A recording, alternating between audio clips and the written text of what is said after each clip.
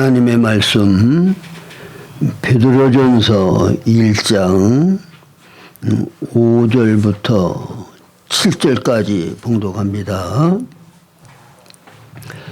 너희는 말세에 나타내기로 예비하신 구원을 얻기 위하여 믿음으로 말미암아 하나님의 능력으로 보호하심을 받았느니라.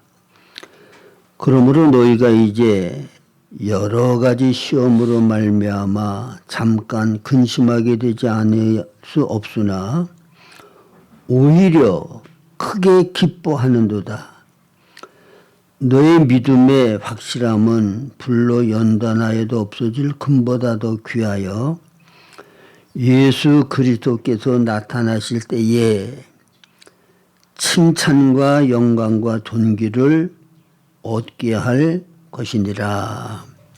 아멘.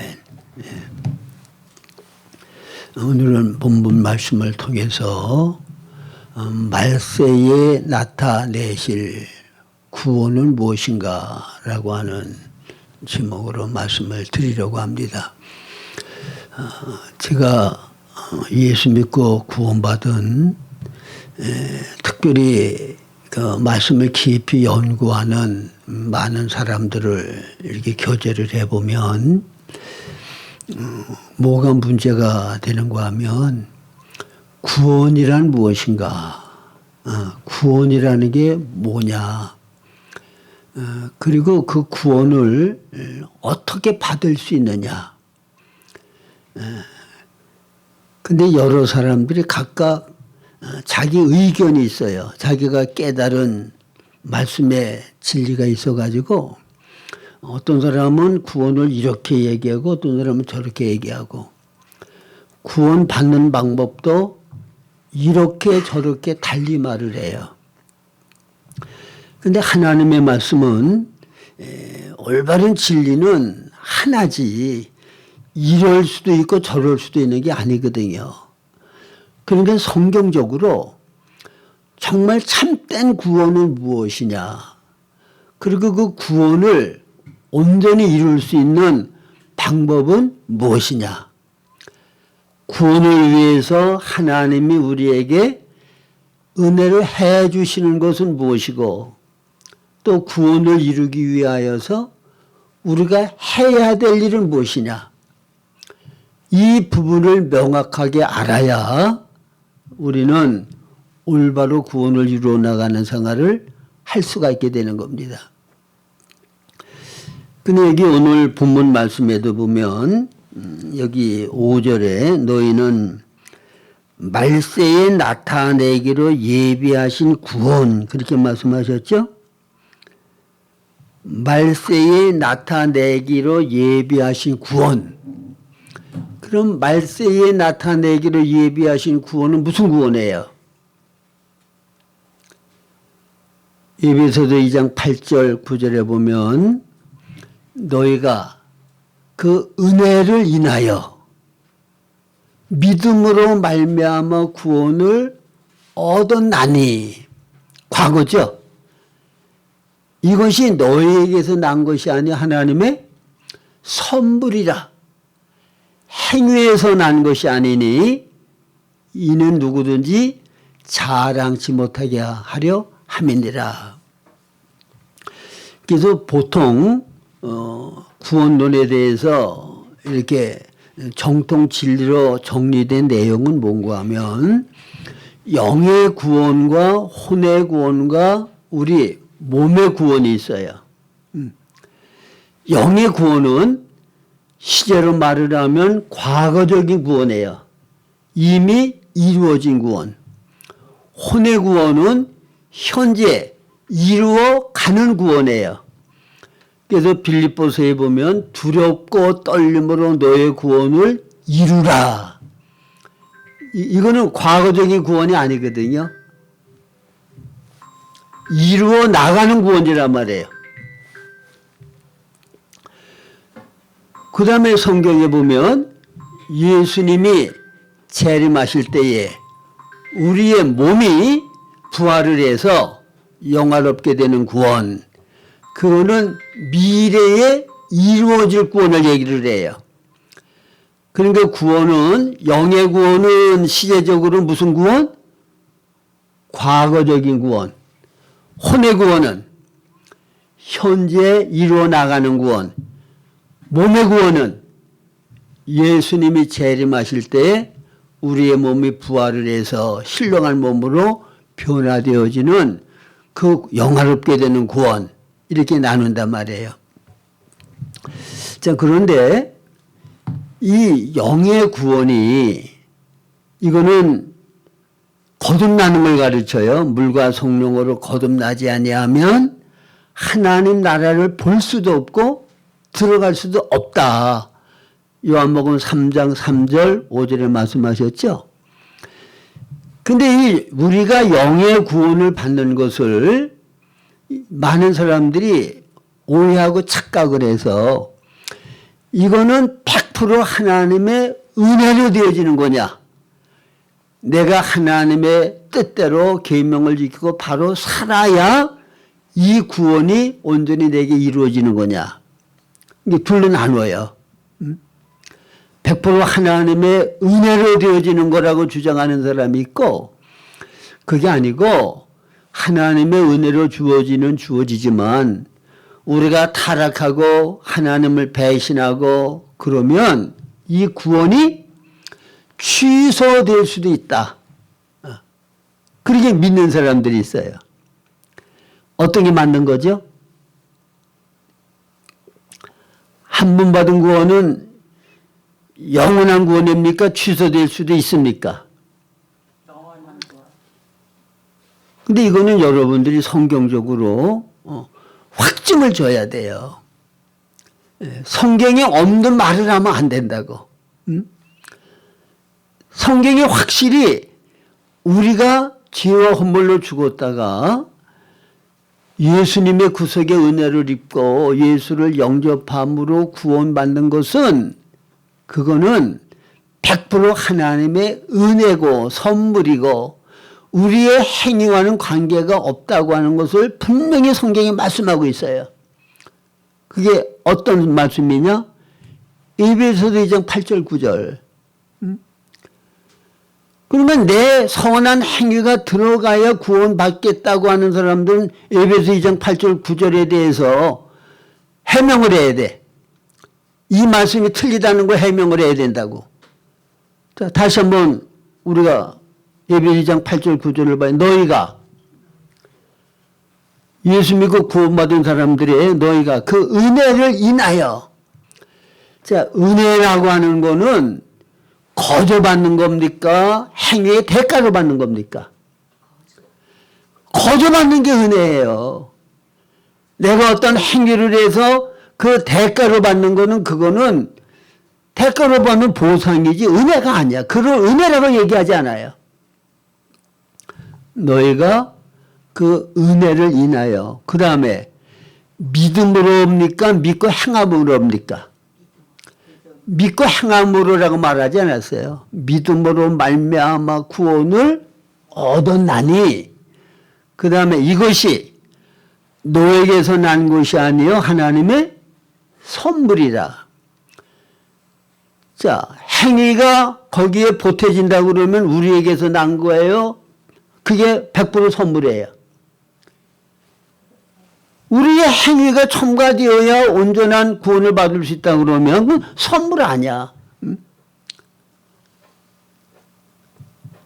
그 다음에 행위에서 난 것이 아니니, 우리의 행위가 상관없이 100% 은혜요 선물이요 하나님께서 이루신 거라고 하는 것은 뭐 하기 위하여? 누구든지 이 구원에 대해서 자랑하지 못하게 하려 함이니라. 우리 자랑할 거 없어.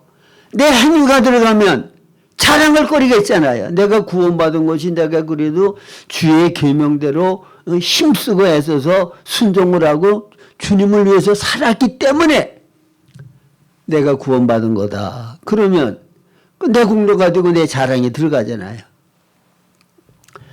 그래서 영의 구원은 100% 하나님의 은혜로 되는 줄로 믿으시기 바랍니다. 너희가 그 은혜를 인하여 믿음으로 말미암아. 그러면 이 믿음이 우리의 결단에 의한 믿음이 아니냐. 그 믿은 것은 내가 선택한 거고 내가 결단한 거니까 이거는 내 행위가 아니겠냐.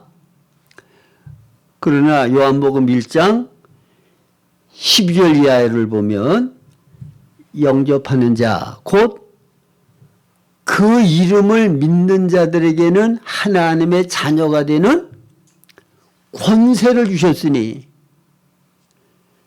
믿는 자들, 영접하는 자, 곧 그 이름을 믿는 자들에게는 하나님의 자녀가 되는 권세를 주셨으니, 이는 혈통으로나 육정으로나 사람의 뜻으로 나지 아니하고 오직 하나님께로부터 난 자다. 이게 거듭나는 거죠. 예. 거듭나지 아니하면 하나님 나라를 볼 수도 없고 들어갈 수도 없다 그랬어요. 근데 이 거듭나는 게 어떻게 돼요? 영접하는 자, 곧 그 이름을 믿음으로 되는 거야. 근데 영접하고 그 이름을 믿는 것이 뭐라고요? 이게 하나님이 주신 은혜란 말이에요. 그래서 제가 지난주인가에도 이거 설명을 좀 드렸죠. 베드로가 예수님에게 대해서 주는 그리스도시요 살아계신 하나님의 아들입니다라고 고백할 때에 예수님이 아주 기뻐하셨어요. 내가 올바로 알았다. 근데 이것이 혈통으로 난 게 아니야. 내 아버지께서 내게 계시하셔서 이 사실을 믿게 해주셨기 때문에 내가 믿을 수 있게 된 것이라고 분명히 말씀하셨죠. 그래서 하나님이 믿게 해주지 아니하시면 믿어지지가 않아요. 네. 내가 결단하고 내가 믿는 게 아니라 믿어지도록 하나님이 은혜를 주셔야, 예수님이 하나님 사람이시고 죄 없는 분이시고 우리의 죄를 위해서 십자가에 죽고 부활하심을 통해서 그분을 영접하면 내가 구원받게 된다고 하는 이 복음 진리가 은혜로 믿어지는 거예요. 그러니까 여러분들이 이게 믿어져서 거듭났다고 그러면 세상에 이거보다도 더 크고 놀라운 축복을 받은 거는 없어요. 이걸 통하여 하나님의 자녀가 되잖아요. 예수님을 영접하고 거듭난 걸 통해서 우리가 하나님 왕국 백성이 되고 그리스도의 몸에 지체가 되잖아. 예수님은 머리고 우리는 몸의 지체들이란 말이에요. 주님과 하나 되는 거야. 이보다도 더 놀라운 복이 어딨냐고. 할렐루야. 그래서 여러분들이 내가 예수님을 영접하게 되고 그리고 하나님의 자녀가 되어서 하나님이 내 아버지시라는 거를 여러분 뭐 필요한 거 자꾸 달라고만 구하지 마시고 이거를 좀 자꾸 생각하시라고. 기도할 때, 조용할 때 하나님이 내 아버지, 그분을 창조해 주시고 생사와 복을 주장하시는 분, 알파와 오메가요, 처음과 마지막이요, 시작과 마침인 분이 내 아버지다. 내가 어떻게 하나님에게 자녀가 됐지? 이게 어떤 은혜요? 어떤 복인가? 이거를 생각하면 우리 마음에 기쁨이 나와요. 감사가 나오고 찬양이 나온다고. 이거를 잊어버리고 살면 안 돼. 내가 하나님의 자녀가 되었다고 하는 거, 하나님이 내 아버지라고 하는 이 생각을 늘 가지고 살아야 돼. 그 다음에 그러면 이제 예수 믿고 구원 받았으니까 죽으면 지옥은 절대로 안 가요. 요한복음 10장 28절에 보면 내가 저희에게 영생을 주노니, 이 영생을 준다고 하는 거는 요한복음 3장 16절에 보면 하나님이 세상을 이처럼 사랑하사 독생자를 주셨으니 이는 누구든지 저를 믿는 자마다 영생을 얻는다고 그랬죠. 여기에 영생을 얻는다고 하는 것이 바로 영원한 생명을 우리가 받는다는 거야. 그리스도의 부활하신 영원한 생명이 우리 안에 들어오신 것이 그게 거듭남이에요. 그러니까 영원한 생명을 우리에게 주셨으니까 영원히 멸망치 아니할 터여 저희를 내 손에서 빼앗을 자가 없느니라. 할렐루야. 여러분 이거는 이게 연골고리가 이렇게 돼 있어요. 우리의 구원은.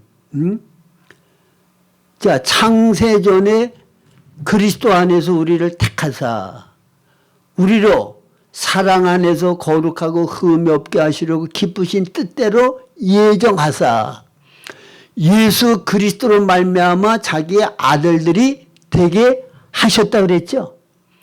그러니까 이거는 우리의 구원은 창세전에 그리스도 안에서 우리를 택하신 거야. 그리스도 안에 그리스도와 하나가 될 사람들 그리고 예수님과 같이 거룩하고 흠이 없는 하나님의 많은 아들들이 되어질 것을 하나님이 창세전에 미리 택하셨고 그 일을 미리 예정하셨어. 그리고 때가 되어서 예수님이 이 땅에 오셔서 우리의 구속을 완성하시고 그리고 그분을 영접함으로 우리가 이제는 거듭나서 하나님의 자녀가 된 거예요. 그러니까 만약 우리의 구원이 우리가 잘못해도 취소될 수 있다 그러면 창세전에 택한 하나님의 사람들을 하나님이 다 잃어버리는 거죠. 왜? 그럼 하나님은 능력이 없는 분이야. 전능한 분이 아니야. 암만 기뻐하는 뜻을 가지셨고 목적과 계획을 가지고 계시더라도 인간이 어떻게 하느냐에 따라서 하나님의 목적과 계획과 뜻은 깨질 수 있고 기뻐하는 뜻은 이루어지지 않을 수 있다 그러면 그러면 전능한 하나님 아니죠. 여러분 단순하게 말을 하지만 그거는 하나님을 멸시하고 하나님을 무시하는 태도야. 내가 어떻게 하느냐에 따라서 구원이 이렇게도 되고 저렇게도 될 수 있다고 하면 그건 창세전 하나님의 목적하고 기뻐하는 바 뜻을 완전히 무시하는 거야. 인간에 의하여 하나님이 기뻐하는 바 뜻이 이루어질 수도 있고 이루어지지 않을 수도 있다고 하면 그게 무슨 전능하신 하나님이야. 그런 하나님을 우리가 어떻게 신뢰하고 믿어요.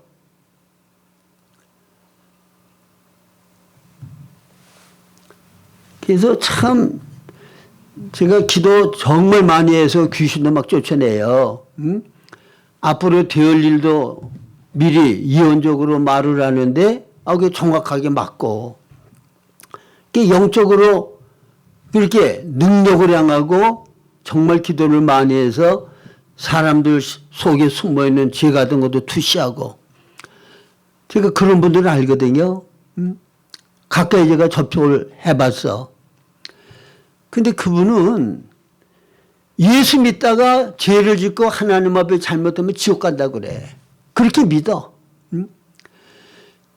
그래서 여러분 그리스도의 몸의 교회에 은사를 나눠주신 게 각각 달라요. 어떤 사람은 예언하는 은사도 있고 능력 행함도 있고 병 고치는 은사도 있고 영분별하는 은사도 있고 그렇거든요. 근데 특별히 신령한 신비한 은사를 가진 사람들이 자기가 신비한 은사를 가졌기 때문에 성경 말씀도 남에게 배울 게 없고 자기가 깨닫고 아는 게 다 완전하다고 착각을 해. 그 지혜의 말씀, 지식의 말씀을 가진 자들 있잖아. 그러면 그런 은사를 가진 사람들에게 말씀을 배워야 돼요. 겸손하게. 근데 내가 하나님께 신령한 은사를 받아가지고 다 투시도 하고 뭐 귀신도 쫓아내고 능력을 행하니까 나같이 하나님과 가깝고 친밀한 사람이 어디 있냐. 그러니까 하나님이 내게 알려주신 바가 그게 가장 올바른 거다. 근데 알려주셨다고 하는 게 성경 진리하고는 달라.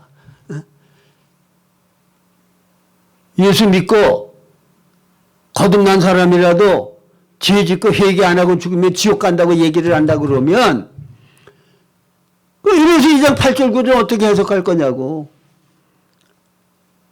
그거 아니라고 얘기를 해도 안 받아들여. 왜? 자기가 더 신령하니까. 네?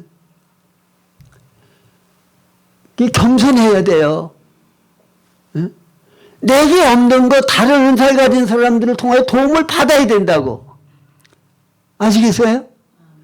내가 어떤 한면에 특수한 은사가 있다고 다른 은사도 다 내가 특출하게 가지고 있는 거 아니야. 주신 은사에 대해서만 내가 다른 사람을 온전히 섬길 수 있는 거예요. 자, 보는 거는 뭐가 제일 잘해? 보는 거는 눈이 제일 잘해. 손이 보려고 그러면 안 된다고. 응? 걷는 거는 발이 제일 잘해. 어디로 이동할 때는 우리 몸은 발의 도움을 받아야 되고 보는 거는 눈의 도움을 받아야 되지. 내가 가지고 있는 하나님께 받은 은사가 가장 신령하고 높은 거니까 다른 지체에 도움받을 게 없다.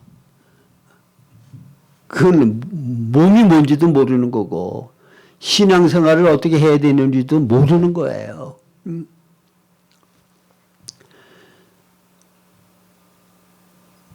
그래서 우리가 항상 하나님이 내게 주신 은사가 뭐고 내가 하나님 앞에서 섬겨야 될 부분이 뭐고 내게 부족한 것이 어떤 부분이고 다른 지체의 도움을 받아야 될 부분이 어떤 부분이라고 하는 사실을 항상 알아서 겸손하게 다른 지체에게 도움받을 거는 받아들이고 도움받아야 돼요.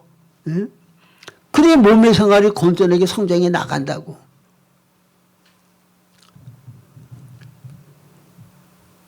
그 다음에 이제 혼의 구원은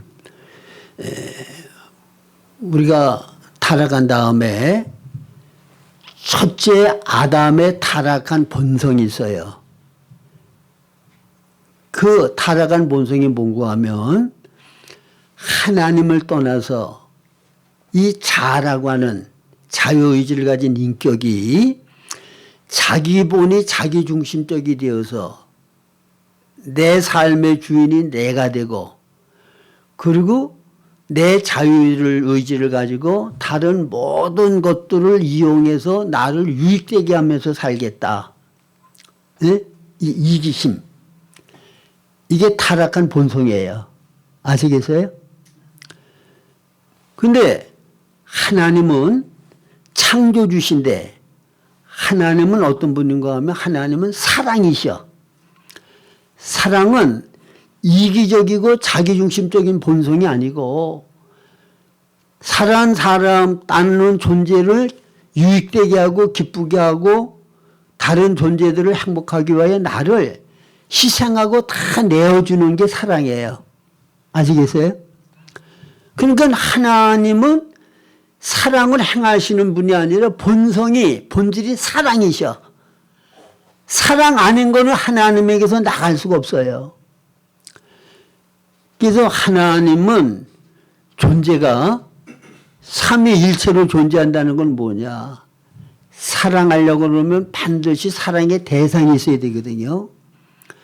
그러니까 하나님은 존재하실 때부터 성부 하나님은 사랑의 대상인 성자 예수님, 성령 하나님이 함께 존재하셨어. 성자 예수님은 사랑의 대상인 성부 하나님, 성령 하나님 함께 존재하셨어. 그래서 이 삼위 하나님은 존재적으로 서로를 사랑하고 위하고 높이고 영광스럽게 하는 그런 관계 가운데 존재하시고 사시는 분이 하나님의 존재요, 하나님의 삶이란 말이에요. 이거는 영원히 변할 수 없는 거야. 근데 거기에 하나님의 형상대로의 사람을 지으셔서 사람도 삼위 하나님의 사랑의 범위 안에 들어와 가지고 하나님의 사랑을 피조세계에 온전히 드러내고 나타내고 그래서 하나님의 영광, 하나님의 어떠하심을 증거케 하기를 원하셔서 하나님의 영성인 인간을 지으셨다고 말입니다. 근데 지금 제가 말씀드리려고 하는 거는 굉장히 중요한 거예요. 왜 그런가 하면 내가 사람으로서 올바로 살 수도 있고 잘못 살 수도 있고 신앙을 가진 사람으로 올바른 신앙생활을 할 수도 있고 잘못된 신앙생활을 할 수 있는 게 지금 내가 말씀드린 요 말씀을 바로 깨달아서 어떻게 실행하느냐에 따라서 갈라져요. 네? 저가 느낀 거로는 이게 엄청 중요한 건데 근데 여러분들이 이거를 정말 제대로 이해를 하고 깨달아서 삶이 완전히 전환이 되어지고 신앙생활하는 방향이 전환될 수 있을까가 이제 문제인 건데 자, 잘 들으셔요. 자, 하나님은 뭐예요? 창조주시죠? 창조된 모든 존재들은 없는 데서 하나님이 창조하셨기 때문에 존재하게 된 거야. 그러면 하나님께서 창조하셔서 존재하게 된 모든 존재들은 누구를 나타내? 창조주이신 하나님이 어떤 분이라고 하는 것을 드러낼 수밖에 없어요. 백합꽃이라고 그러면 백합꽃이 자기가 그런 향기를 가지고 그런 모양으로 나오고 싶어가지고 나온 거 아니잖아요. 하나님이 백합꽃을 그렇게 만들어 주셨어. 그러니까 그런 모양이 생긴 거고 그런 향기를 나타낼 수 있는 거야. 천하 만물이 다 그래. 근데 우리가 이 자연을 볼 때 아름답다 그러잖아요. 참 경치 아름답다. 꽃이 예쁘다. 향기가 있다. 그건 하나님이 그런 분위기 때문에 그런 모양으로 그런 향기 있는 것을 하나님이 만드신 거야. 그래서 모든 만물을 통해서 하나님의 지혜 지식을 볼 수가 있고 하나님의 사랑을 볼 수 있고 하나님의 능력을 볼 수 있고 하나님이 어떤 성품을 가지신 분이라고 하는 사실을 우리가 알 수가 있어요. 네. 그런데 하나님은 자유의지를 가지고 자기를 표현하시고 자기를 나타낼 수 있는 또 선택할 수 있는 인격이란 말이에요. 그러니까 하나님이 무엇을 선택하시고 기뻐하는 뜻이 무엇이고 자유로운 의지를 가지고 어떻게 행한다고 하는 그 하나님을 드러내는 데는 인격이 아닌 다른 모든 만물을 통해서는 하나님의 인격적인 성품을 드러낼 수가 없죠. 그래서 하나님의 형상대로의 사람을 지으신 거예요. 눈에 보이는 물질계에 인격적이신 하나님, 그분이 어떤 성품을 가지고 기뻐하는 듯이 무엇이고 무엇을 어떻게 행하기를 원하시는지를 드러낼 수 있고 나타낼 수 있는 유일한 기능을 가진 존재가 하나님의 형상인 사람이야. 여기까지 이해가 가죠?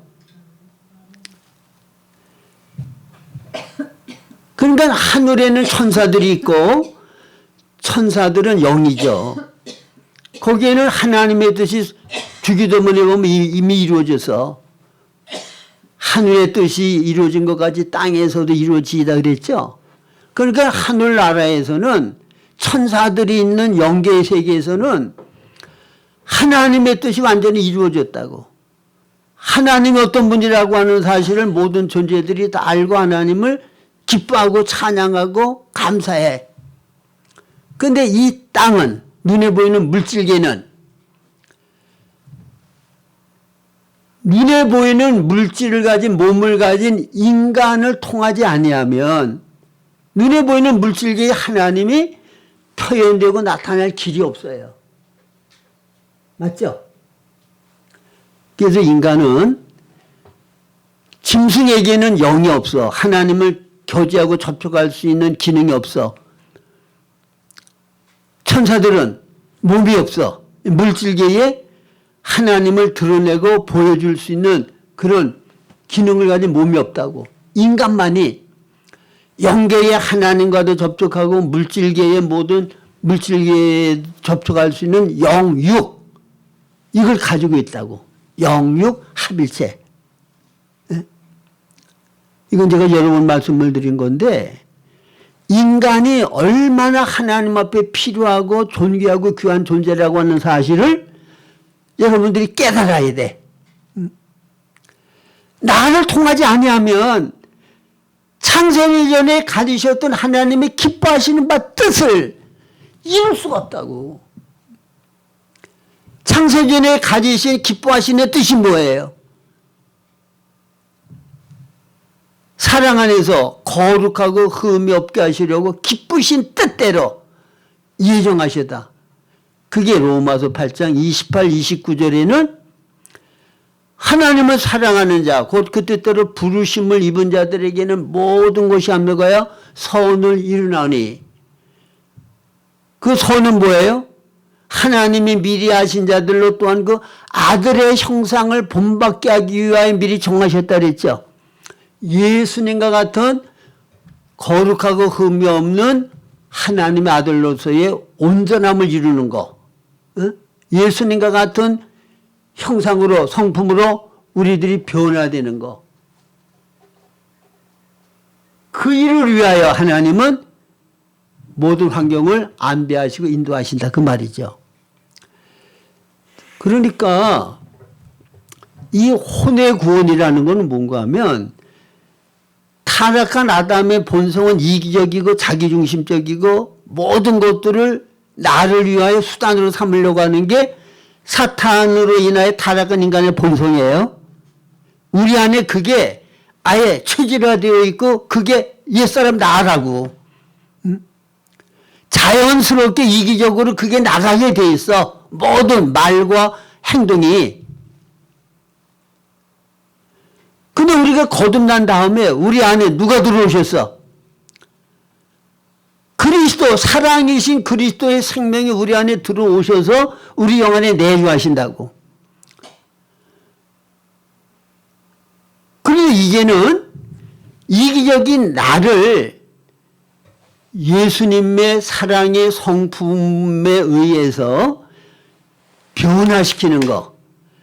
그러니까 이기적이고 나보니 나 중심이 사랑으로 하나님 보니 하나님 중심으로 다른 사람을 위하여 내가 존재하는 사람으로 이렇게 점점 변화되어져 가는 것을 가리켜서 성화라고 이렇게 얘기를 하고, 그걸 가리켜서 혼의 구원이라고 얘기를 하고, 이 구원이 이루어지는 거는 현재 오늘 우리에게 주어진 현실 가운데서 이루어지는 거라 그 말입니다. 아시겠죠?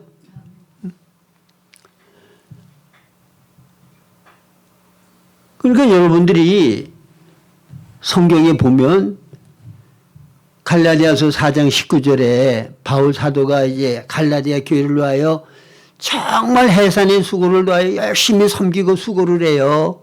근데 목적이 뭐냐? 너희 안에 그리스도의 형상이 이루어지기까지 내가 해산의 수고를 다 한다고 그랬죠? 너희 안에 그리스도 형상이 이루어지기까지, 이거는 어디에 연결돼? 로마서 8장 29절과 연결되죠? 하나님이 미리 아신 자들로, 또한 그 아들의 형상을 본받게 하기 위하여 미리 정하셨으니, 아들의 형상을 본받게 하기 위해 미리 정하셨다. 바울 사도는 갈라디아 교인들이 아들의 형상을 본받도록 하기 위하여 해산의 수고를 하여 그들을 사랑하고 섬기고 그들을 위해서 희생했다는 거예요. 그러니까 오늘날 올바로 목회한다고 하는 목회자들은 성도들이 그리스도 형상으로 거룩하게 변화되는 일을 위하여 바울 사도와 같이 해산의 수고를 다하여 섬기고 희생해야 된다는 거야. 응? 여러분 에베소서 4장 15절을 보면 사랑 안에서 참된 것을 하여 범사에 그에게까지 자랄지니 그는 머리니 곧 그리스도 예수라고 그랬죠. 그러니까 그리스도 형상으로 우리가 변화가 되어야 된다고. 응? 그러면 이제 올바로 신앙생활하는 거, 사람으로서 올바로 사는 거는 뭔가 하면, 자, 영의 구원은 100% 주의 은혜로 된 거는데, 혼의 구원은 나는 아무것도 안 해도 하나님이 다 해 주시는 겁니까? 내가 해야 될 일이 있는 겁니까? 네? 혼의 구원은. 여기에도 로마서 6장 6절에 우리 옛사람이 예수와 함께 십자가에 못 박혔나니, 옛사람 내가 완전히 죽었기 때문에, 그 다음에 갈라디아서 2장 20절에 내게 사는 것이 그리스도니 그러기 때문에 나는 할 일이 없다. 왜? 죽었고 예수가 살았으니까 살아있는 예수가 그냥 알아서 모든 걸 다 해주실 거다. 그리고 나는 아무것도 안 하고 그냥 가만히 있어도 주님이 다 알아서 해주신다. 그래서 내 안에 사시는 그리스도에게 100% 피동되기 위해서 내 의지를 사용하지 아니하고 그냥 마냥 해주시기를 기다리기만 있는 그런 식으로 신앙생활하는 사람이 있어. 또 이걸 열심히 가르치고 따르는 사람들이 있어. 여러분 이건 완전히 잘못된 거예요. 성경이 그렇게 가르치지 않아. 예? 이게 우리가 거룩한 그리스도 형상으로 변화되어지는 이 혼의 구원은 하나님이 해주시는 은혜가 있고 내가 거기에 반응해서 내가 해야 될 일이 있어. 그러면 하나님이 해주시는 거는 뭐고 내가 반응해서 협력하고 해야 될 일은 뭐냐, 이거를 명확하게 알아야 돼. 이걸 좀 충분히 말씀을 드리려면 좀 시간이 많이 걸리는데 짧은 이제 설교 시간에 이거를 다 설명하기가 어려운데, 자 보세요. 로마서 7장에 보면 바울 사도가 하나님이 요구하시는 율법대로 살아보려고 최선의 노력을 다했죠. 최선의 노력을 다했어. 근데 그가 최선의 노력을 다해보고 나서 결론적으로 자기가 깨달은 건 뭐냐. 오라 나는 곤고한 사람이로다. 이 사망의 몸에서 나를 건져낼 자가 없다는 거예요. 이 육신의 죄된 소욕에서 나를 벗어나게 할 자가 없다는 거야. 죄와 사망의 법이 있는데 내 힘으로는 죄와 사망의 법을 이길 수가 없다는 거예요. 그 말은 무슨 말인가 하면 만유인력의 법칙이라는 게 있죠. 이 지구가 모든 것들을 끌어잡아당겨. 그래서 자 뭐든지 공중요를 이렇게 올리면 떨어져야 안 떨어져요? 떨어지죠. 근데 내가 딱 찬송가를 떠받치고 있어. 안 떨어져. 이거는 내 손의 힘에 의하여 이걸 버팅기는데 이렇게 몇 시간이 있을 수 있어요. 나중에는 손도 밑으로 내려와야 돼. 못 견뎌. 인력을 못 이긴다고. 그러니까 내 의지와 노력으로 죄와 사망의 법이라고 하는 그 법칙, 그걸 이길 수가 없는 거야. 우리 육신에게는 죄와 사망의 법이 있어서 이기적이고 나보니 나중심적으로 살 수밖에 없는 그와 같은 본성이 옛사람 나야. 그럼 옛사람 나가 스스로 여기에서 벗어나려고 노력한다고 벗어날 수 있어요? 불가능이 안 돼. 그게 로마서 7장이야. 그래서 오라 곤고한줄 누가 이 사망의 몸에서 나를 벗어나게 하랴. 죄와 사망의 법에서 나를 건져낼 자가 없다. 근데 로마서 8장에 가보면 이제 그리스도 예수 안에 있는 자에게는 결코 정죄함이 없나니 이는 그리스도 안에 있는 생명의 성령의 법이 죄와 사망의 법에서 너를 해방하였습니다. 율법이 육신으로 말미암아 연역하여 할 수 없는 그것을 하나님은 하시나니 곧 죄 없는 자기 아들을 죄인을 육신의 모양으로 보내셔서 육신의 죄를 정하사 육신을 따르지 아니하고 영을 따라 행하는 자에게 율법의 요구가 이루어지게 하려 함이니라. 이거 잘 보셔요.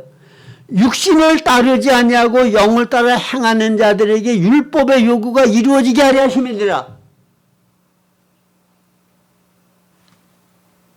내 힘으로 내 의지는 안 되지만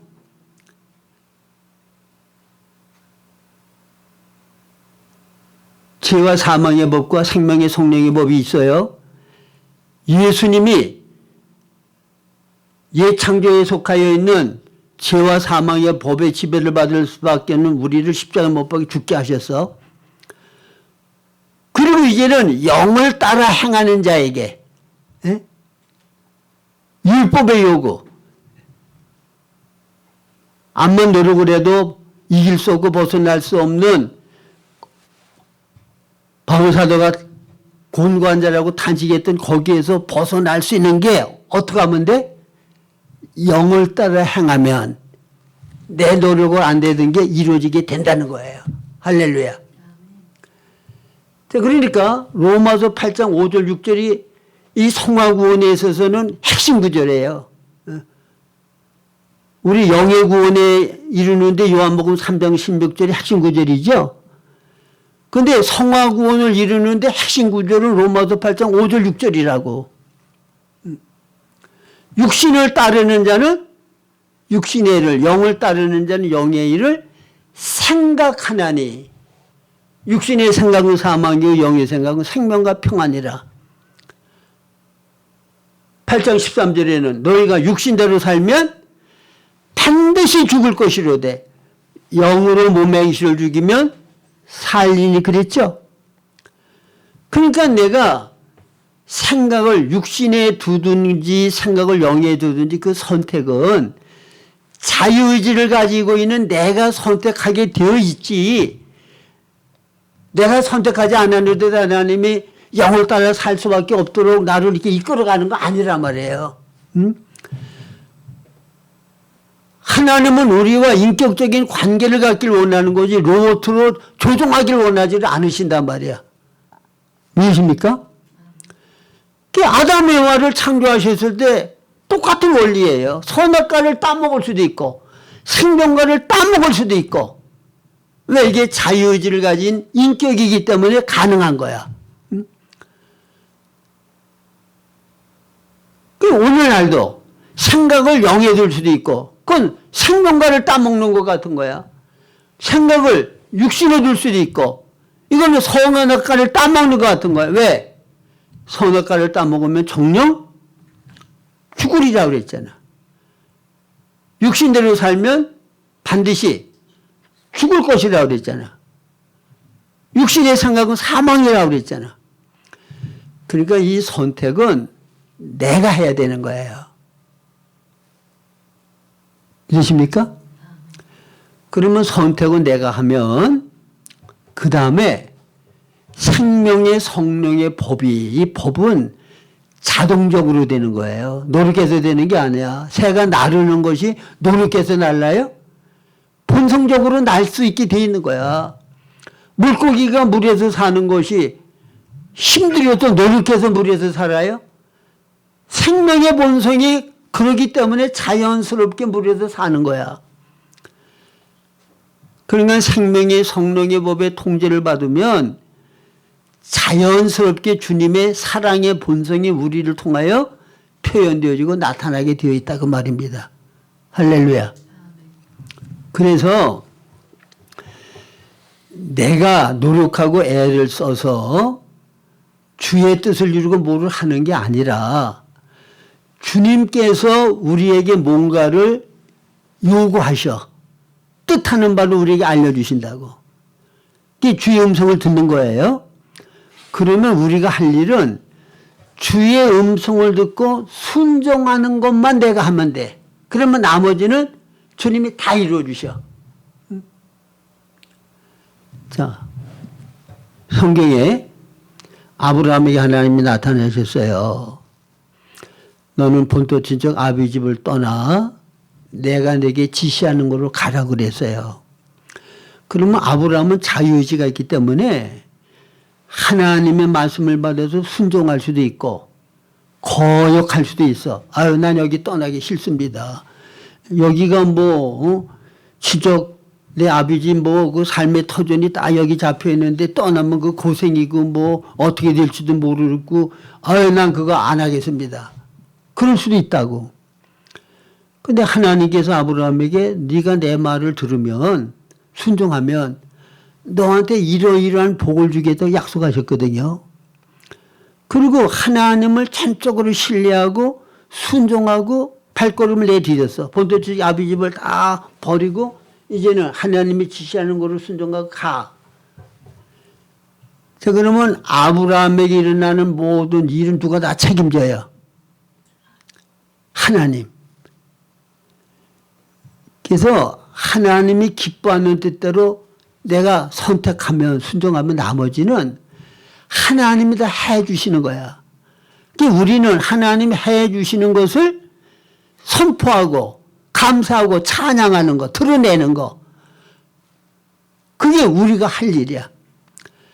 자, 결론적으로 중요하게 말씀드리면 우리는 100% 모든 거는 하나님께로부터 받은 것밖에 없어요. 내게 없어. 자, 여러분들이 고린도전서 4장 7절에 보면 무슨 말씀이 있는가 하면 누가 너를 구별하였느냐? 응? 네게 있는 것 가운데 하나님께로부터 받지 아니하는 것이 무엇이냐? 네가 받았은즉 어찌하여 받지 아니하는 것과 같이 자랑하느냐? 자, 내가 태어난 거 100% 하나님이 창조하셨죠?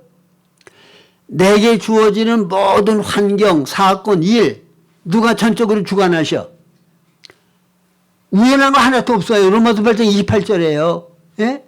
100% 하나님이 모든 환경을 안배하신다고. 그 모든 환경은 뭐하라고?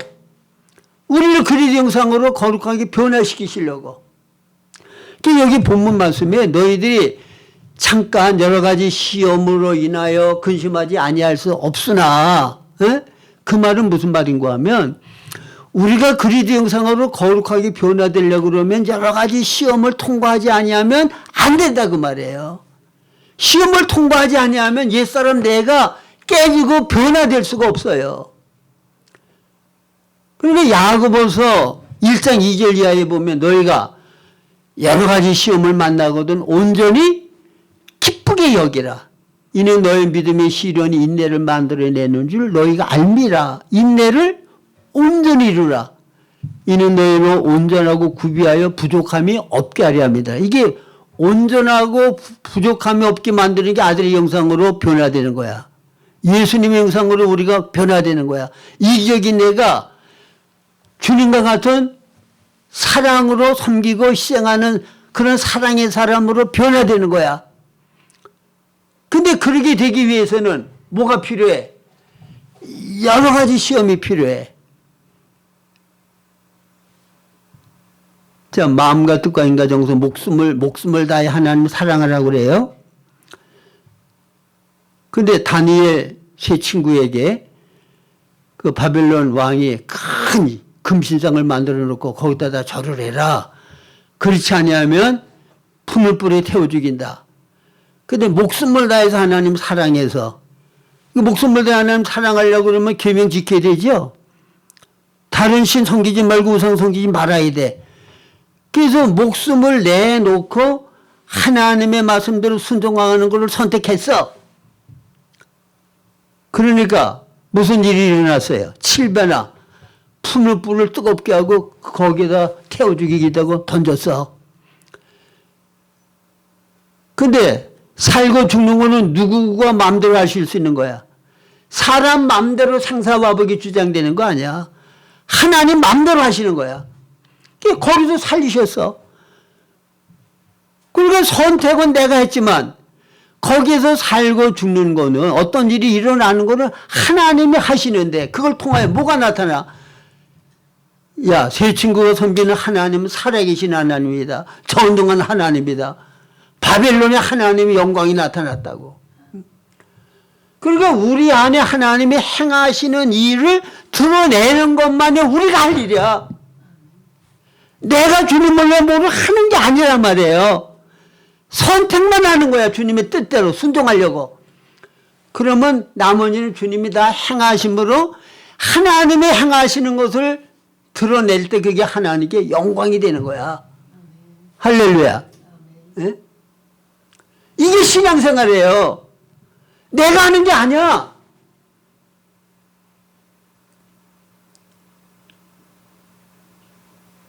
이원희 선교사가 간증을 하더라고요. 거기 그 빌리라고 하는 이제 젊은 선교사가 있는데 이게 마약 그래가지고 이제 이게 망상증에 걸려가지고 누가 자기를 막 죽이러 온다 그러고 뭐 이제 그런 얘기들을 막 하는 거야. 그리고 어떤 사람이 또 자기를 한국에 데리러 오니까 뭐 자기를 죽이려고 그런다고 칼을 가지고 이제 칼부리 뭐라고 그래서 그분을 갖고, 응? 그래서 아이들도 무서워가지고 나 죽인다고 그러고 협박하고 그러니까 다 집으로 보내가지고 이제 생활하기 어려웠는데 성령께서 자기 마음 가운데 감동을 주시더래.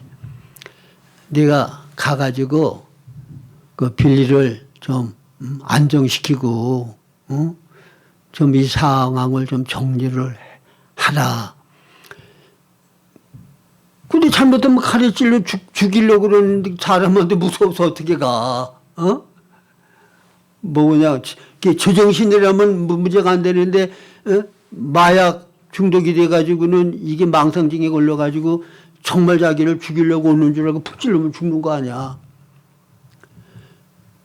근데 그런 음성을 들으니까 마음 가운데 담담이 생기더래.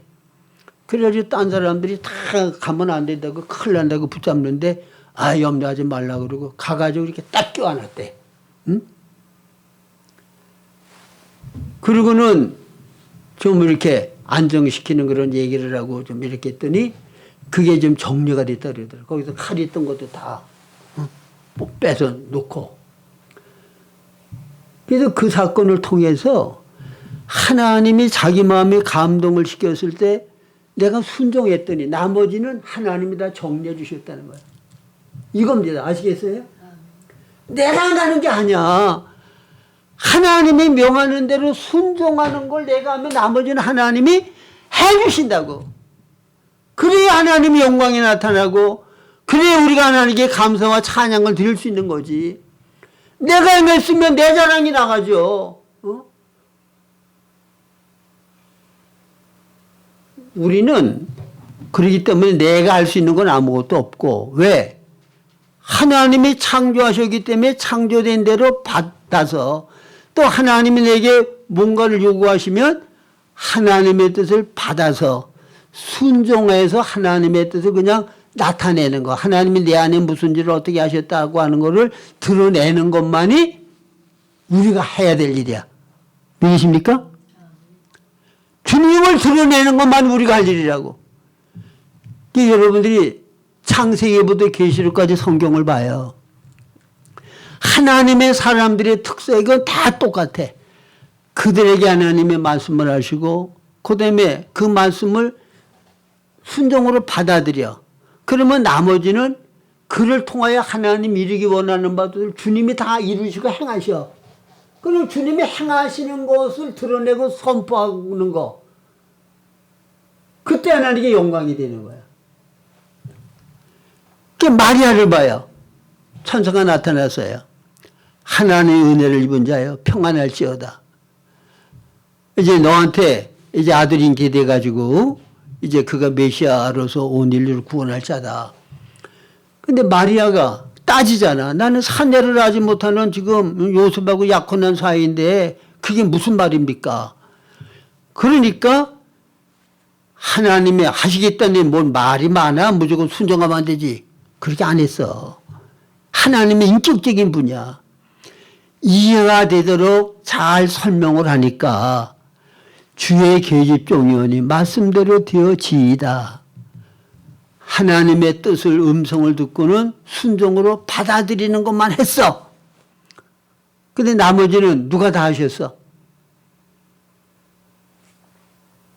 처녀가 잉태하는 것도 하나님이 하셨고, 자기는 요셉하고 완전히 요셉이 자기를 떠날 것으로 생각했는데 하나님 요셉과의 관계도 정상적으로 유지하게끔 다 만드셨고, 예? 나머지 모든 건 하나님이 다 하셨잖아요. 히롯이 어린아이를 죽이려고 그럴 때 지시하셔가지고 애굽으로 피하기도 다 하나님이 하신 거잖아. 응? 우리가 하나님의 뜻에 순종하는 것만 내가 선택하고 그것만 따르면 나머지는 누가 다 하시는 거야? 하나님이 다 하시는 거야. 근데 주제넘게 내가 주인 되어서 주를 위해 내가 뭐를 하겠다고 나서니까 일이 망가지는 거야. 하나님 영광이 가려지는 거야. 이해십니까?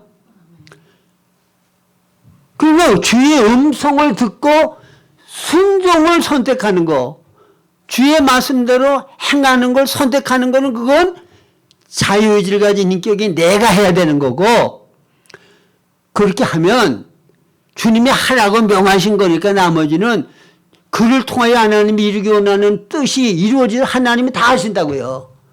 그럴 때 하나님의 영광이 나타나는 거야. 그게 올바른 신앙생활하는 방법이라고 말입니다. 이해십니까?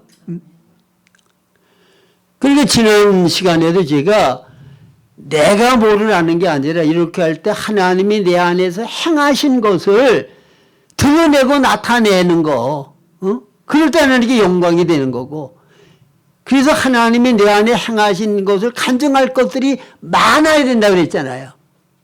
이게 거듭난 사람의 올바른 삶이다.